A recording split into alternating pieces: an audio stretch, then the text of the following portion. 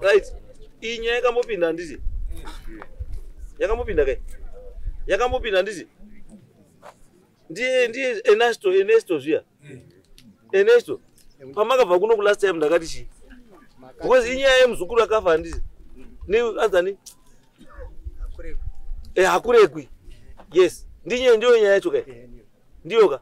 Pawakabva pana patakati chi. Makati endai mogadzisa nyaya yekumba. Mogadzise kumba. Saka masvika kumba bva madii. Ini ndakasvika ndibva ndataurira Ishe mudzindiko nasabhuku mudzindiko. Zikanzi nasabhuku mudzindiko naIshe mudzindiko. Nyaya yakaendeswa nani kwaMambo tisingazivi baisusu. Izwa izvi. Izwai. Zvekuti nyaya yakaendeswa ndiani kwaMambo ka. Haisi nyaya iyo. Haisiyo banyaya. Anokwanisa kuti nyaya ngaidzoke kuna sabhuku kana kuende kuna Ishe ndini. Asi yambosvika kupi? And the reason why munhu akaiunza kuno kundei. Why akambokujamba in the first place? Unokwanisa wanga uri conflicted. Kuti une interest munyaya yacho. Saka kana if you are conflicted unosiiwa wanhu wokuita pamusoro pako. Wozodzoka weya kudzika kubva kwawe. Saka iwewe chakati enda nevanhu vamogadzisane semhuri. Iwewe vafunga kuti hawana basa ba. Ane basa ndishe. Hazvizo ndakaita. Saka sei wakabva kuno kuchienda kuna Ishe? Ndakaenda kuna Ishe andifonera kuti nyaya yacho ngenyaya yende. Kana nyaya yapfuura Ishe yangu inini. Ukaidzosa kuna Ishe wakutaura kuti Ishe mukuru kwandiri. Aiwa, handina kuti Ishe mukuru kwamuri. Saka uruti uruteerera upi?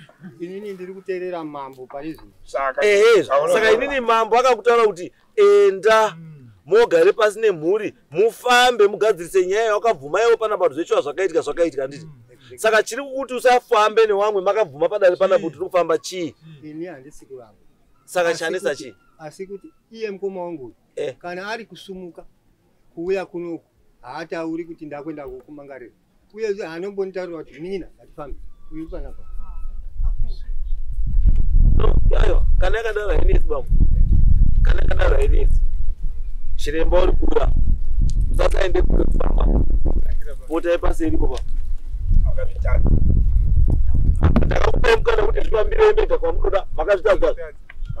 Chimirai pasera tichikufambirei isusu mpimendai pasera. Mumirire nyaya iyo ipere yakuparadza mhuri yaane nguva. Inacho iwo ndakakunda last time ndakakutaurira futi. Uri unzenga uchitiza uchijamba manini uchimhanya kwenda nemurwizi uchidai ndiwe neshtoka iyo. Chienda pasera apo inoche ndamupedze nyaya yenyu. Next case.